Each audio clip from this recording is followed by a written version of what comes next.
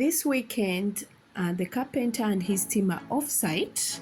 So basically, we've got an opportunity as a family to go around the property before the final roofing starts. Everybody's up for it.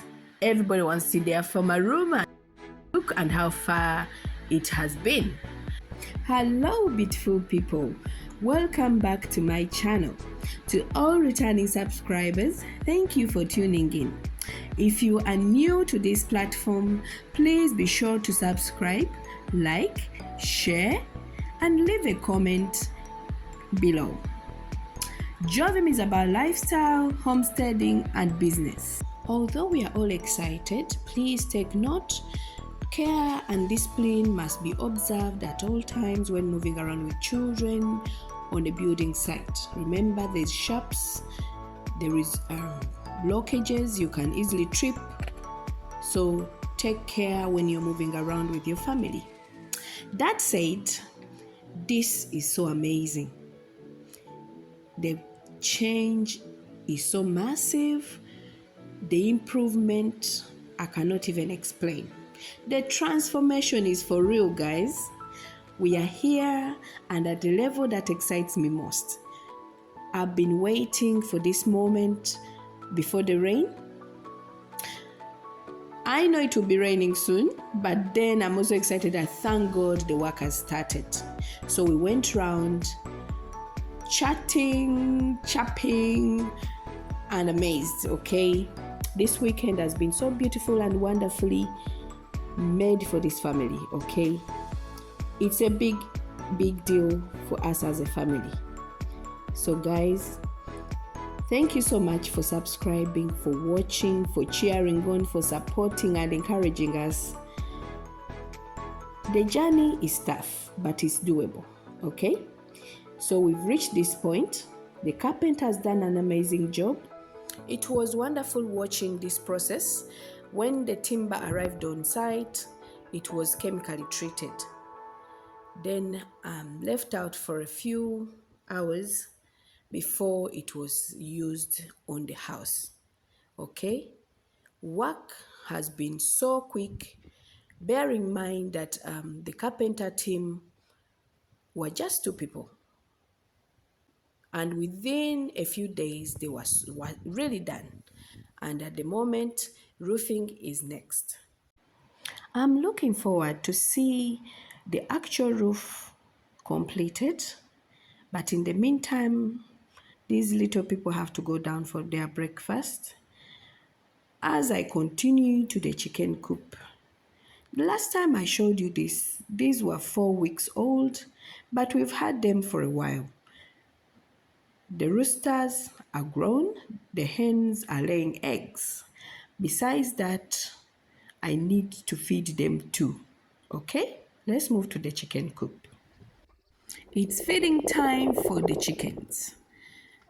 Okay, the next thing I would love to do in this area is start a vegetable garden because there's a lot of chicken manure. The other thing, this property, side of the property, is less disturbed by the children. Okay, so we stay the other side mainly. I need to build a chicken run. That's one thing I'm thinking should be the next project in this area. Then, before the rains get serious, I can have a vegetable garden. Once they're in the run, they will not disturb my plants, but they also have a room for themselves, to themselves basically. The roosters have grown, the chickens are laying eggs. I must say, I am pleased and excited about this project because it provides food for my family too. We have a chicken or 2 whenever we need to, okay? I don't have to worry about that. I already think that these chickens will either scratch or peck at me, so I distract them with their feed. Once I put their feed down, then I can add water to the containers. The other thing I'd like to do is to burn wood and any plastics around here or any rubbish. Reason being that this helps with preventing any bad smell. The other thing is it helps chase away flies. House flies don't like ash and they don't like smoke. So that wood burning is very vital. Every morning I have to do that, and that helps with keeping the flies away.